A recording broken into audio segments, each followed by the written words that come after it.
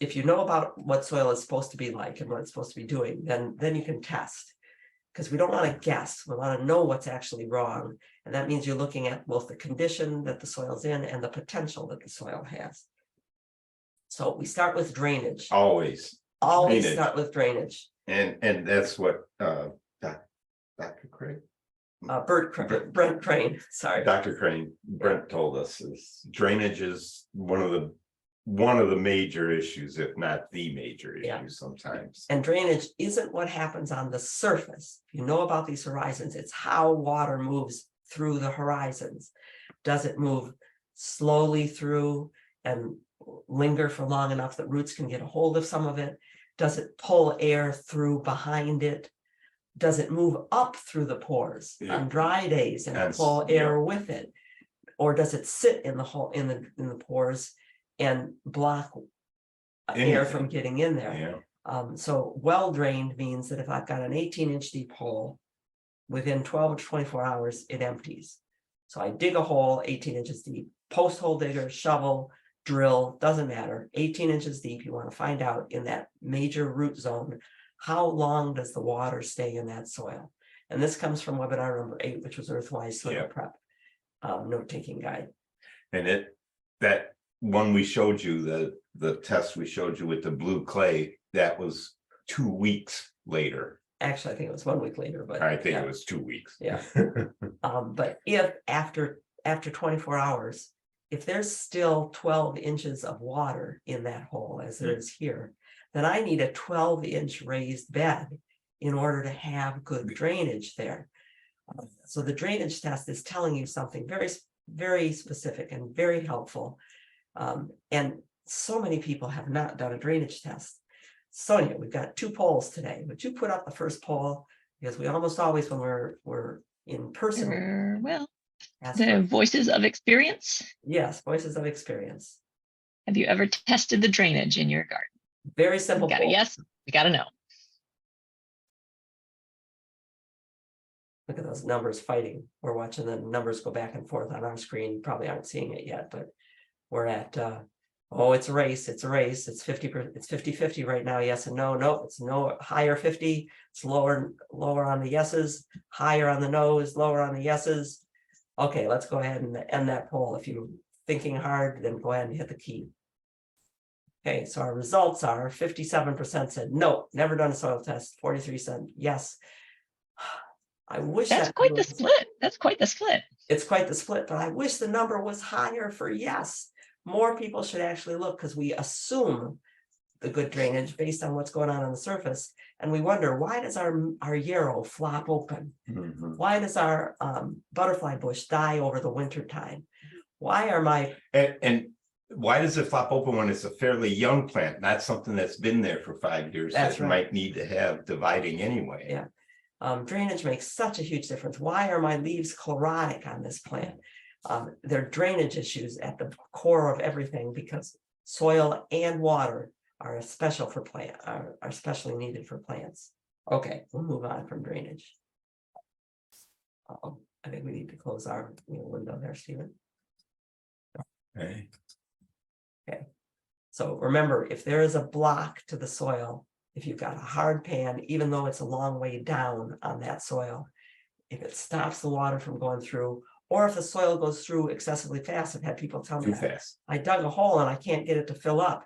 That's called excessive drainage, and it's still telling you something. It tells you a lot. I mean, it's telling you why your astilbes have brown edges on their leaves and don't bloom very well. Yes. They need, and why your hibiscus doesn't grow as lush as you see it in other people's gardens. Yeah. They need more moisture than that. Now, drainage directly impacts how air moves through. As water moves through, it pulls air through. And air is an important ingredient in soil. As water moves up in the soil, it pulls air behind it. And you can look at soil color and its texture.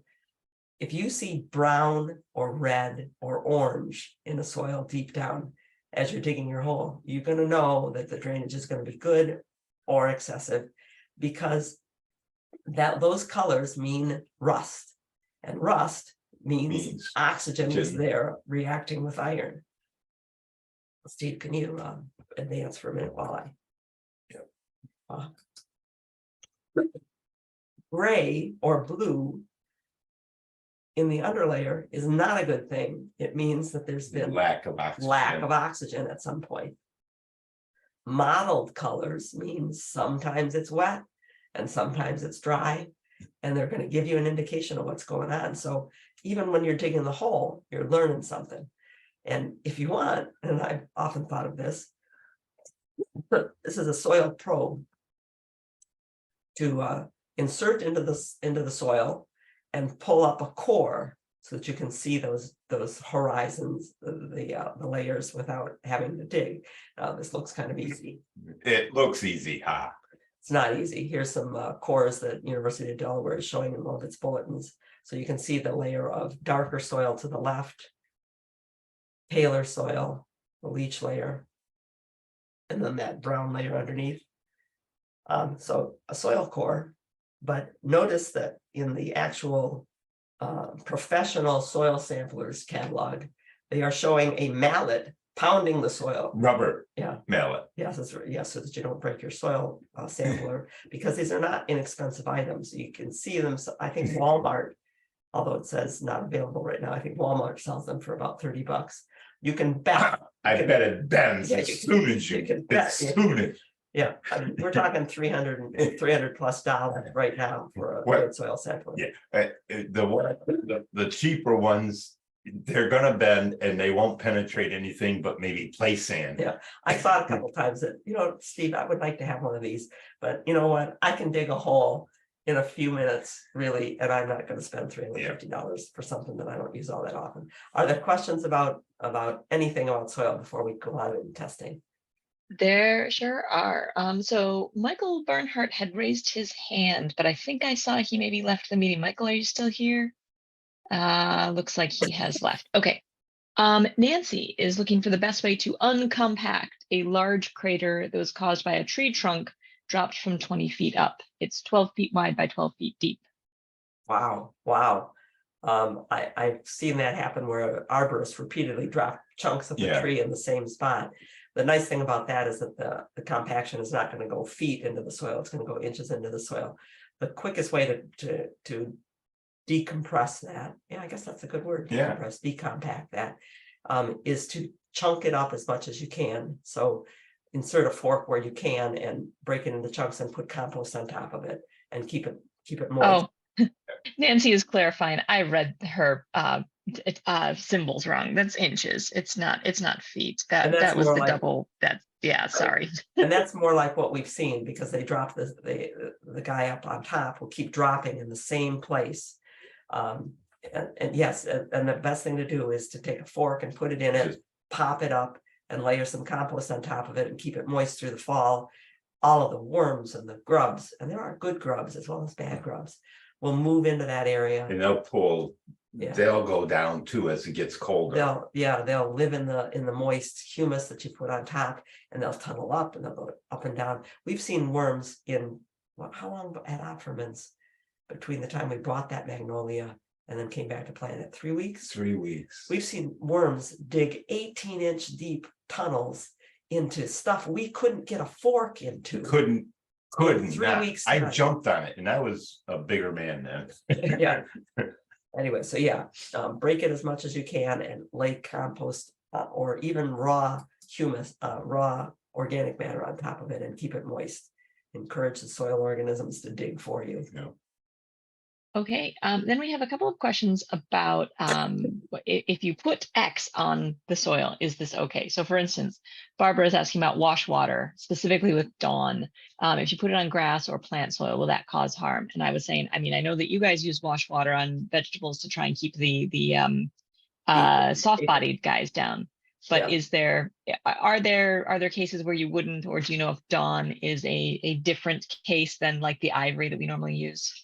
The reason that Dawn is so often recommended as an ingredient in home pesticides is that it has surfactants in it. It has chemicals that help break up oils and keep them suspended in the liquid. And that's not necessarily a great thing to have in the soil, to have surfactants in there, because it can break up the soil particles too. That's what laundry detergents do. They break up soil particles Yeah. and float them off of the fabric. A little bit of it in the soil is not going to be a huge problem, but regularly putting that out, or the outflow from say a drain going in the same place all the time, can definitely impact the soil. Yeah, if you're Don't taking overdo out your anything. dishwasher, just take it to different spots all the time. Yeah. What did my dad used to say? Too much of anything will kill you. Yeah, moderation in Everything. everything, including stuff that's supposedly bad for you. Yeah. If you are moderate. Yeah. And if you worry about something like that, the saying that the solution to pollution is dilution, it's not the only solution, but it is a solution. If you worry about something that you put on the soil, add more water, Just add keep more clear flood water. it. All right, so another one, and so taking into account as the baseline is that you don't do it often and dilute and be circumspect about it. But Margot says, I soak my feet in half cup of Epsom salt. What happens if I use this water on my lawn? Well, Salt. Epsom salt has potassium and I've forgotten what else, magnesium. Is often recommended by rose growers as a supplemental fertilizer. So I believe it has chemicals that plants can use, and like anything else, don't use too much of it. Great, excellent. Mary Lou says, we have excessive iron in our well water that we irrigate with. Is this is this a problem? It can be a problem. It can build up. The rust on, I've seen it build up in nurseries with heavy rust build up on the leaves, and it will slow down the photosynthesis. There is a test that when we're talking about soil testing, we'll be showing the standard soil test, but you can do a supplemental soil test. You can request a test of soluble salts, of dissolved things that dissolve in water are called salts. So you can have iron salts in the water, and soluble salts, when they build to a high enough level, can impact plant growth. And you could do a soluble salt test if you're worried about it. For the most part, at least in Michigan, that iron buildup in the water is natural. We've got a lot of iron in our soils, and the plants that grow here naturally do fine. It might not be good for some other plants. Yeah. Great. And then Teresa is asking for a quick clarification. You guys had mentioned oxygen in soil is good, but I thought you said in previous webinars that when watering, use a bucket to allow the weight of the water to push the air out. What am I missing? When we're planting, or we have something newly planted, we want to make sure that we fill the available pore space with water, not just wet the very surface. So we add the water with some force, with a bucket, rather than sprinkling it in a little at a time, in order to make sure in the briefest amount of time that our busy schedules allow, that we've filled that pore space. We also know that we have good drainage, and so that it's going to continue on down through the pore space. It also helps when you've just planted, it helps settle any places where there are big air spaces that would be useless for roots to grow in. Big air spaces don't work for roots. Big air spaces that become dry.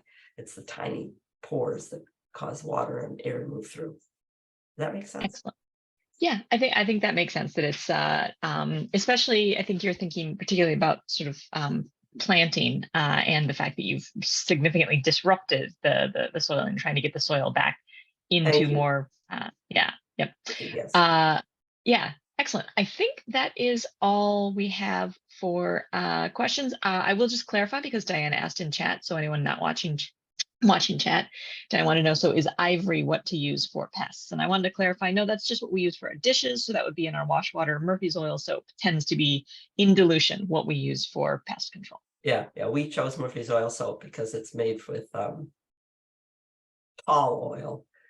Tall oil comes from pine trees. I mean, there's other ingredients in it, but our brother-in-law, who is quite an accomplished chemist, absolutely loves tall oil and has told us a lot about it. So we settled on Murphy's oil soap to use for when we need a soap and an oil.